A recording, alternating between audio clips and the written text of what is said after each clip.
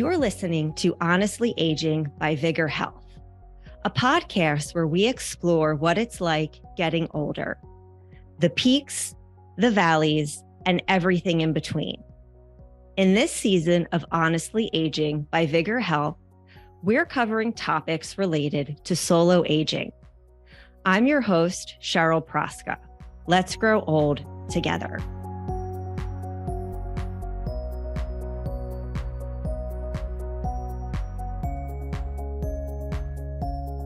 On today's episode, I'm joined by Father Stephen Hutnick and Linda Hnatow to discuss the topic of spirituality and aging.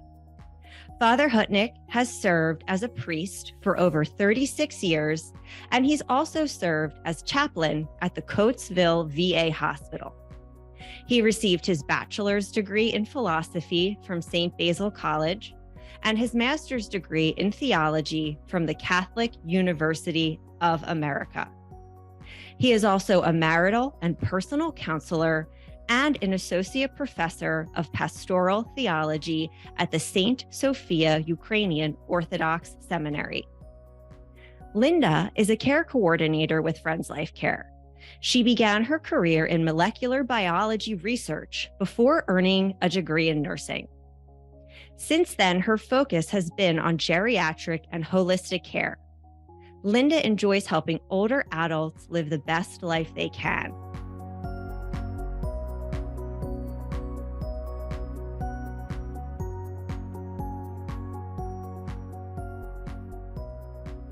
Father Hutnick and Linda, welcome. Thank you for being here. How are you both?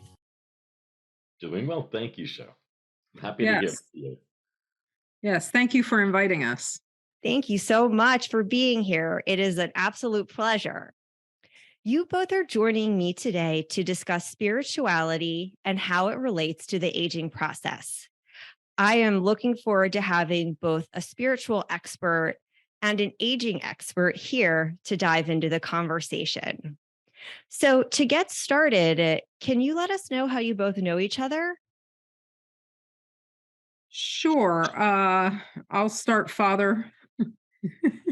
Father Steve is my priest at the church that I attend and my spiritual guide, I'll say, in my spiritual journey. We've known each other for over 20 years. It's been a long time. I've been pastor of this church, Saints Peter and Paul, for going on 21 years. But I've known Linda because she's very active in our whole church across the nation. So I've had that opportunity and pleasure to know her even before I became her pastor. So, it's a good relationship. That's always a good thing right there. Absolutely.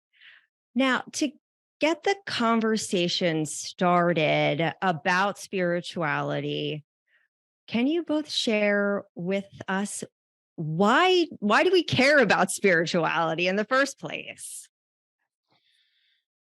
Well, I think if you look at I teach a course on pastoral counseling in our seminary, and the statistics show that those people that attend church, no matter what it is, doesn't matter, what denomination, what religious group you belong to, etc. But if you attend frequently, they have less health problems. High blood pressure is one of the things that they find is much lower in people that have a faith commitment. And again, it doesn't matter what the faith is. It's just the fact of having a religious belief in a power that is higher than yourself. There was also a thing of heart attack. Your chance for heart attack is much lower if you're a regular worshiper, let me say, because I don't want to say church and mislead, because it could be synagogue, it could be, in the Islamic tradition as well. So no matter what it is something that has been found to actually lower our blood pressure and give us a better aptitude for living a better life. Yeah, I mean, for me personally, because I feel like, my whole life has been a spiritual journey. I know how important it is to me and what I was going to say comfort, but it's more than comfort, because it's a kind of inner assurance that I have because of the spiritual and religious beliefs that I have. And I don't think I'm unique. I see this in Friends Life Care clients. Some people are hesitant talking about it. Sometimes it's underlying the discussion, and other times it is an open discussion about what their faith or their spirituality means to them and how it supports them. I love what you're both conveying about the ability to have those additional benefits coming from having this connection with a higher power. And for me personally, I just always like the ability. I always have someone to talk to. I always have someone to go to with anything that may be on my mind. And I always know that that higher power is listening. So that's a personal reason why I find that I care about spirituality. Sure. So can you both talk about how spirituality plays into circumstances we may deal with as we get older? Things like loss, coping with a physical illness, and approaching our mortality. I think that it doesn't really matter about approaching aging. I Hmm. think they are the problems that we face in life. And it doesn't matter if we're young or older. I think older people probably have a better handle on it, only because of the fact that they have probably experienced loss in their lives. They've experienced the various ups and downs in their lives and have learned to, with the help of a higher power, I'm sure, have helped to kind of level out and be able to accept and go beyond it. But I think the one main thing is the comfort that is involved of knowing that our departed ones are in a better place, that they're moving on, does give a lot of comfort to people. And I see that with people that have no faith, that they really have a problem now as to what has happened to their loved one. So I actually see that comfort zone in them, and the idea, if you want, of somebody still being there for them. Um, that I honestly see very, very highly. When I was a chaplain at the VA, I also did a lot of counseling in nursing home settings. So I'm very used to having older adults around too. And again, it really was this aspect for them that their faith is what really guided them through, and it didn't matter what their faith was. Yeah, and as people get older, they're going through a lot of transitions. You know, physical changes that they have that they struggle with. I have a member now who is in a lot of pain, and she was or is very religious, and it's kind of put a little glitch in that too, because if all your life you're on this kind of even keel, and your faith or your belief is strong, and all of a sudden something shakes it, and it might be something physical, or it might be something external, with like if your faith is in nature, maybe you see how nature is being destroyed, and it's really upsetting to you, and like how do you overcome that? And I think as you get older, it becomes more um, expedient, because you realize that the time you have left to put things in perspective, to settle things, is shorter. And so, sometimes I have seen, Father, maybe you've seen this too, where there is a crisis of faith. And I'm not sure, how you get, especially, as you get older, you're alone. A lot of times you've lost a lot of friends who maybe you used to talk to. Um, maybe you're limited in how often you can get out, so your social circle has gotten smaller. So it becomes, kind of a snowball effect. And I'm not sure how to, I try and support people like that. And hopefully there's other people outside of Friends Life Care that can find support. But I don't know, Father, what do you think? I think that's also when you hit the support issue, I think that's one of the greatest areas that a spiritual life can help, especially if you belong to a religious community. But I think the crisis in itself kind of hits us right between the eyes. I dealt a lot with Vietnam veterans, and many of our Vietnam veterans went to Vietnam with faith and came back without faith because they couldn't believe the God they believed in put them through this. And then I know a lot of them that went to Vietnam without faith came back real believers that God got them through the experience. And I think that's the hardest thing. But for the aged, I think the more difficult issue comes in. And I remember going through this with my grandfather in the 80s, where he actually sat me down and said to me that he was very sad because all his friends had gone. He was the last of that age group, really, that was still around, and he was still able to get around everything else, very sharp and everything else. And I said, but you have your children, because his daughters would come up and play pinochle with him and all that kind of stuff. And if I was home from seminary, I would go play pinochle with him. And he said, looked at me and with these real sad eyes and said, but it's not the same. They don't share my experiences. And I honestly think that if it wasn't for his faith, because he was a person that got up every morning and said his prayers. He had his prayer book there for probably he brought it with him from Ukraine. I mean, that's how old and yellow and tattered it was. But he said his prayers every morning, every noon, and every night. And it was just a comfort for him. But I think it helped get him through that difficult period of realizing that his friends were no longer with him. I have a somewhat of a similar experience. A few years ago, I lost my grandfather, and my grandmother is still living, and she is still living. She's in her mid-90s, and I remember wanting to be there for her so much, and yet no matter what I did and how much I tried, to no one's fault, I couldn't be there for her like she needed someone to be there for her.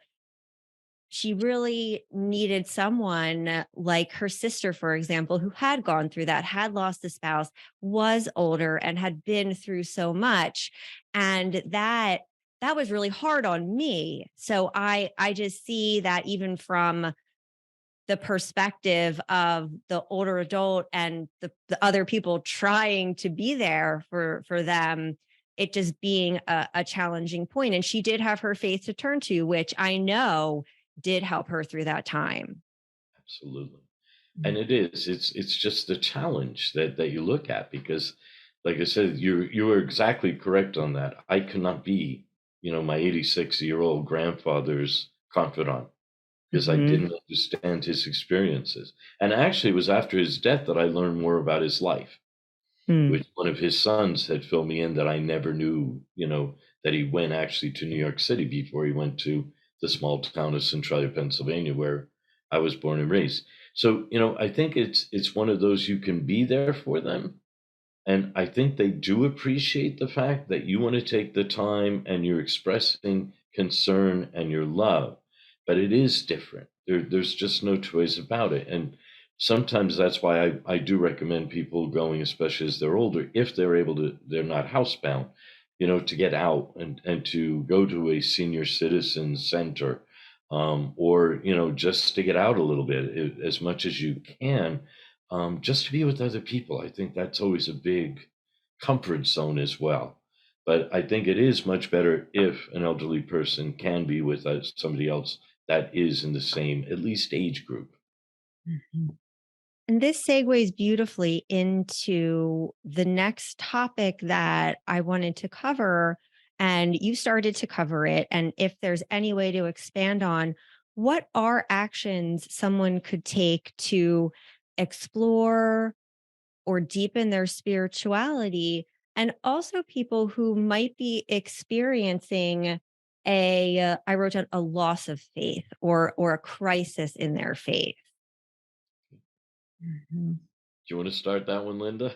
And I'll take over this. Yeah. So, I mean, if you look at there is actually some research around spirituality, and they do have recommended interventions. The first thing that pops into my head is exactly what Father Steve said: is to find people that are like-minded, and that might Mm. mean joining um a religious community. It might mean now with virtual connections, virtually connecting if the person is tech savvy. It might mean reconnecting with siblings or family or cousins, again, your peers on some level that can. But I really think the like-mindedness is so important, because you want to feel that you can open up, that you can talk to that person about that loss of faith, that loss of you know those feelings that you have from losing something that maybe has been important all your life. Mm. Yeah, and I would also recommend. I think a lot of people are afraid to call a church or synagogue, etc. I think they have this fear that somebody's going to be mean to them or try to rope them in, that type of deal. I do get calls quite a bit, asking me about our church because our traditions are so much different than the Western world, since we're more naturally an Eastern Orthodox church. So our perspective is a little bit different. And the only thing I could really say is come and see. And I think people are very much afraid. But today, Linda mentioned that on the internet, you could find every denomination, every religion, everything there. Just go to YouTube and search on it. It would give you at least a background. And perhaps, it's funny because I had a young man about 3 years ago, I guess it was, Linda, that came to me because he was looking for different religions on the internet. He happened to find Orthodoxy and decided that that's really what he would like to explore. So he happened to be a post office employee and he was delivering mail here, and he's thinking to himself, how am I ever going to find a church? And he looks up and there's my church. Oh, wow. So he came here that Sunday. So I think sometimes God does, if I could use that, or a higher power. I don't want to whatever with anybody that's listening, but I think that there is a guidance as well, that we find that which we're looking for, and I think that's so important, that if we take the time to explore, and kind of get into it and find it. And I hate to say it, but sometimes you do have to shop around, um, Sam Cooke was right about that. You got to shop around just to see if you're comfortable, right? I think it's an important reality, because if you're not comfortable, and I tell people that to come to my church because, Orthodoxy is different. It is different. It has the same tenets as many of the Western churches, but our way of expressing it is different. And if you don't feel comfortable with that, we sing everything, so everything is sung, and it goes on and on. But I think that's really part of it too. You need to be comfortable with your experience with your higher power. And if you do that, then I think the spirituality level will grow. But it's also important, I think, to talk to your friends. Find out if you see somebody that's a peaceful person, and Mm. why not ask them? Where do you find your peace? Where do you find your center? This I think is very, very important, and they can honestly say, come and see, and check it out, whether it's on the internet or whether it's live. I just think it is so important that you follow up, because, I don't want to sound like, it's an advertisement for any specific church or whatever, but I think that once you go and see, then you kind of have that idea and that feeling within yourself that this is where I'm meant to be. And that could provide a real support system for our elderly people. And that is so important. And I know in today's society where diversity, equity, inclusion, and belonging are at really the forefront of a lot of what organizations are doing, it it is creating that and finding a place where you do belong and having that comfort where you can bring your full self and hearing from you, a spiritual expert, that it will be reassuring to our audience to hear that it is okay to come. It is okay to try it out, go to a couple different places and see where there is a fit and a place where you may be able to explore that spiritual side of your wellness. Right. Exactly. Because as I said before, if you're not comfortable, then there's no connection. Mhm. You need to have that connection. So again, I don't think you should ever be afraid to enter a church, because I think it's, or any house of worship. I think that's so important. And just to find the fit in your life. And I think the other point too that you made, Cheryl, about diversity, I mean, I had mentioned that, and we had talked earlier about peers and, how that can be influential. But if you think about it, this is my opinion, that humans were made to live in families of whatever that means, but that means intergenerational also. And how much, um, I think, if you're an older person and you're starting to have some doubts and things like that, if there are younger people in your life, even like little kids where you can tell them some of the stories maybe that you knew, it's not only going to connect you to those younger generations, but it'll also kind of cement in your mind the faith that you had before, or maybe it'll even grow it or change it in a different direction that makes more sense for you. And so, I guess I was just thinking that I don't want to say, only look for, older people, but that intergenerational connections are also very important on a lot of different levels. And that helps leave a legacy. Mhm.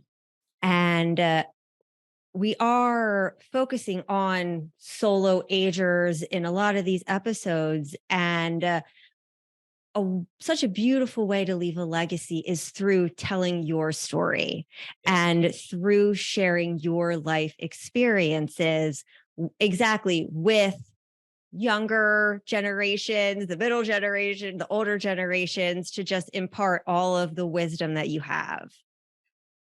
But also, I think there's a connection, especially if somebody did have some spirituality in their life and left it.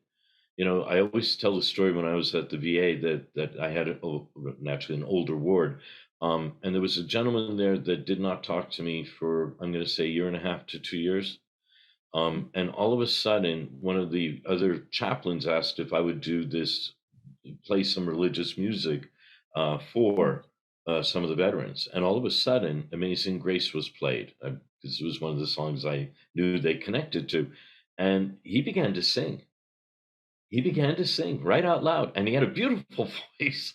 And it just shocked me. I thought this was a miracle, And I think that connection, the connection to what they knew as a child, is also very important. It brings about so much peace and comfort, but also I think it brings about a sense of joy in their lives that they can actually sing. Like I said, it just shocked me when this happened. But just very quickly too, I always remember the story of a guy that on Friday used to say to one of his coworkers, "Why don't you come golfing with me on Sunday?" He said, "Well," he said, "I can't because I got to go to church." And this went on for almost a year. And he said to him, he said, "Why do you keep asking me about going to church on Sunday?" And he said, "Well," he says, or about going golfing. He said, I'm going to church." He said, "Well, think about it. I'd never thought church was that important to you." And he said, "Why?" He said, "Because for every weekend I've asked you to go golfing with me. Not once did you ask me to go to church with you." Wow. Think That's about that. it's impactful. It is. So for those of our elderly that are able to get around and have friends and whatever, maybe a great idea to take them with you. Take them to church, whatever your religious belief is. I think it is very, very, very powerful. You invite them in. Hmm. Absolutely. It's much easier if you go with a friend. You don't feel so alone. You know. Absolutely. Would you prefer to age independently in your own home or live in a nursing facility? I know what I'd rather do. Friends Life Care membership offers just that. Plan today for a future lived at home with vitality, independence, growth, and resilience while protecting your savings. Learn about your options at a free seminar or webinar. Register at friendslifecare.org/register or call 215-628-8964. Welcome back to Honestly Aging by VigRHealth, where today I'm joined by Father Stephen Hutnick and Linda Hnatow, care coordinator with Friends Life Care, to discuss spirituality and aging. Linda, Father, how might spirituality enhance good times and support challenging times? Well, I think with the belief in a higher power, it does get us through a lot of life's problems. I know even for myself, and I am aging, so I guess I'm heading into the group that we're talking to, because retirement's coming very quickly for me. But I think when you look at it, there's always somebody there to support you. There is somebody you could talk to, somebody you could turn to. I always remember the person that had a problem with prayer, and his pastor said to him, what is it? And he said, I just don't know how to pray. I don't know how to get in touch with my higher power. And he said, I'll tell you what you do. Pull a chair up next to you while you're laying in bed and just talk to your higher power just like you would any other person. Mm. And so he started to do that. And it was a couple of months later that he actually passed away. And the funny thing was, when the pastor came to visit, his hand was on the chair. So it's that reaching out and that being able to find some solace and comfort, and let's face it, we all go through trials in life. There's not one of us that doesn't have them. They may be not the same trials and tribulations, but we all have them. There's no two ways about it. They're decisions we have to make all the time in our life. There's some that say we make more decisions in a day than our parents did in a lifetime.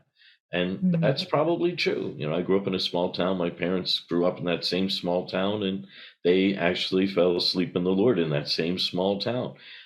So it is a much more difficult world that we live in. And it's nice to have an anchor, And I'll be honest with you, so many people have told me they don't know how they would have gotten through COVID, that isolation, that being alone, if it wasn't for having the higher power and being able to watch some of the services on YouTube or Facebook or whatever venue the churches were offering. Yeah, I think most people would say that having that spirituality, that religious beliefs help through the tough times. But I also think with the good times, by having those beliefs, I think it enhances the good times because it really, first of all, you're sharing it with that higher power. I know I feel that way when I walk out in the woods. It's like where I love to be, and I just look around at creation and think how fabulous it is and how amazing the creator is. He's really smart, by the way. But I think also just like being together with other people and being able to share, that inner joy that you have. Father mentioned the inner peace that you have, and how that really reflects with other people, to other people, and helps them. And I'm going to tell you stories from my past. When I worked in a nursing home, we had residents there who had dementia. And one of the things with dementia is the person, especially as they're advancing through dementia, the emotion remains. They still have very strong emotions, and maybe sometimes they don't have the filters to control them. But often what they do is they reflect the emotions that they feel from the person who is interacting with them. And so I would always encourage the CNAs that I worked with to walk in with a smile on their face, to, let all the hectic craziness behind them when they walk into that room, and reach inside and pull out the peace and the joy that they would have, in seeing somebody that they enjoy being with. And that way the person with dementia will reflect it. I don't think the rest of us are that much different. If you're driving down the street and somebody cuts you off, man, it I don't know about you guys, but it messes up me for a while. On the other hand, if I'm driving down the street and I'm trying to get across somewhere and somebody lets me in, it makes me smile, and I think that's just a microcosm of, people's, because I think that spirituality drives some of that, that kindness, that wanting to share, that wanting to impart joy to others, all those good emotions that we think about. I find it can be so challenging to let myself feel those good emotions, to feel that joy, and to outwardly share it and be in touch with them. But as I was saying before, always having someone to talk to, I do share them when I'm having my conversations with my higher power. And I tend to be very thankful about them. But hearing what both of you say, I'm going to set a goal for myself to be more comfortable with sharing those joyful, happy times with others, because perhaps that could be reflected back and that person could experience some of that or share something really positive with me. Absolutely. It takes practice. Yes. But I'll tell this story. There were three of us priests and our wives were going out to dinner. And one of the priests, there was an elderly gentleman sitting there, and I think with his wife. I don't know who the other woman was. I didn't know the gentleman. But this priest smiled at him and said, "How you doing?" And just kept walking to our table. And within 5 minutes, that elderly gentleman came over and he said to the priest, he said, "You don't know how infectious that smile was. And it made my day." Just something that simple.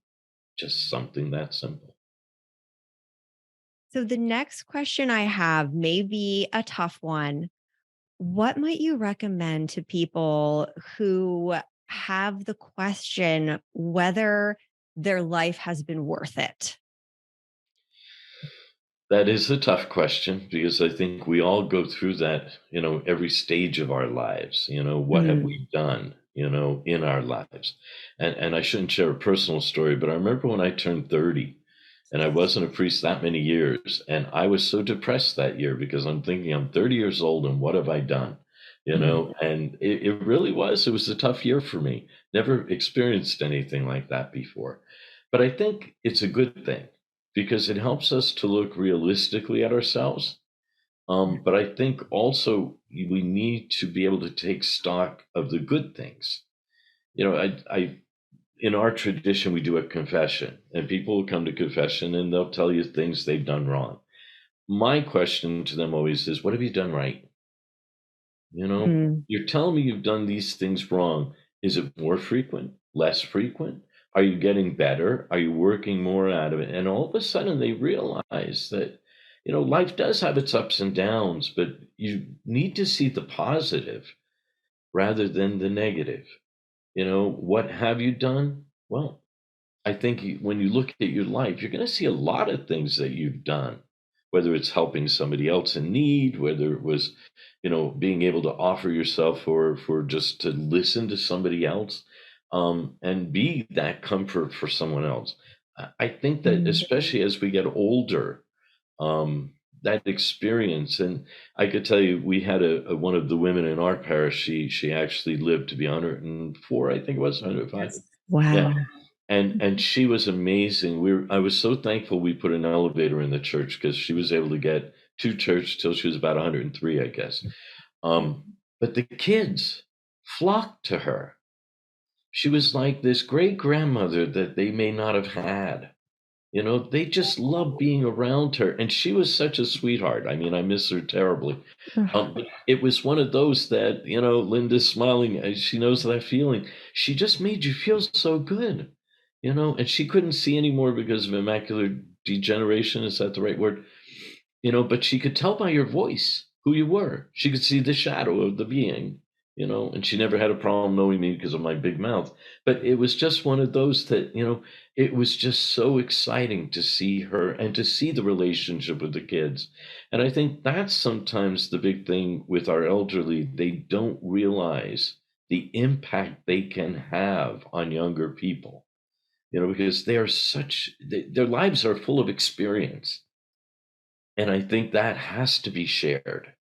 It might be something that your group might consider doing, is writing, going to various people and asking their advice on life. Let them share their experiences that they've had. For good, bad, or ugly, it doesn't matter, because we can learn from the good and the bad and the ugly. We can learn from it all, but I think they need to be heard, and they need to set that example, if that makes any sense. I agree. I'll tell you, I mean, that is the one thing I will say that I miss about working in a nursing home, is those moments that I had, and they were short moments, but I had moments that I would be interacting with the residents, and especially the older residents. And I would always ask them to tell me stories about their lives. I'll tell you one quick story. It was one of the highlights. I had lunch duty, and it was dinner duty actually, and I was supposed to be in while they were having their meal. Well, the meal got delayed, and people were getting a little grumbly. They're getting cranky. I put some music on of their era, and it was some big band swing music. And I was walking around to the tables and asking, it was mostly ladies, did you used to go to dances? Like, what did you wear? Did you have a date? What was he like? And all this stuff. And it was so much fun for me and for them. It was an awesome experience. And to be able to share those, great times and sometimes sad times. I had a friend's life care member who has since passed. And when I first met her, she had a picture of a young man in military uniform. And I asked her about him, and she told me the story of how he was a pilot in World War II and was shot down on his first mission. And that was her fiance.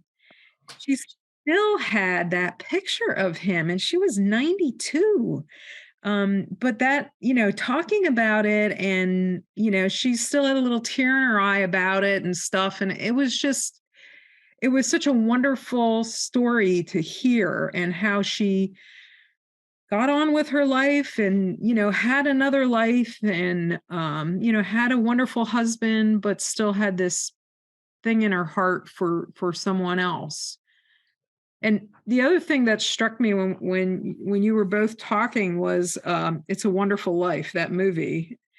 And it's so true. We all have touched people and made differences in their lives. And unfortunately, sometimes we don't even know it. But it's that kind of thing that when people are starting to feel like I'm not worth it, even as an individual, if you have somebody in your life who is feeling that, for you to give them a hug, to hold their hand, and to say, but you're worth it to me. That can really, I'm not going to say it's going to, well, maybe there will be a miracle, who knows, but it may not. But in that moment, it can be so powerful for that person and for you. I think that's a beautiful sign of compassion at any point. Really, that is so actionable if anyone were to come to you with a challenge that they're facing, to just take that break, focus on the person, and show your kindness and support? And I think that's beautiful. Yeah. Yeah. So I have kept you both long enough. However, I do have one thing in closing. If there are any final words you'd like to impart on our listeners about spirituality and the aging process. Well, I think the most important thing is to be yourself. Find your way in life. As I said before, feel comfortable. Don't be afraid to call a church even, or any house of worship. Talk to somebody there. And, I think that's so important. If you're having problems, if you're really kind of lonely, try to call them. And I'm sure that no matter who is there, no matter who the clergyman or woman is, I'm sure that they would take the time to listen and to try to help, but try to explore. Linda said that so beautifully with "It's a Wonderful Life." There is no life that is worthless. We've all gone through the different things. I just think the main thing is that you are comfortable with yourself. That's really the beginning between you and your higher power. That you are comfortable not only with yourself but also with him. So keep on striving. But don't ever give up. Yeah, I think to piggyback off of that, I would I'm not a Quaker expert, but since we're a Quaker organization, and I love the idea of the inner light. And I think, I know we all have inner lights, and that, my belief, is connected to some higher power of some sort, whatever it is you believe it is. There is that connection, and to reach inside yourself and to make connections with your own inner light, but also with the greater light, whatever that is.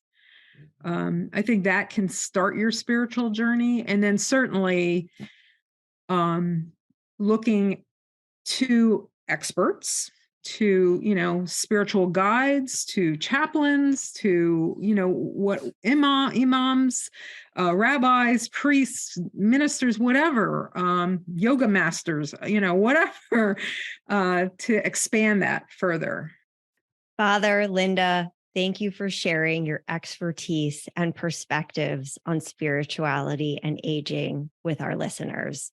Thank you. As I stated throughout, you've given me a lot to consider, especially focusing on being myself and on the positive as I move forward in my life. And I do hope the same applies to our audience. Thank you.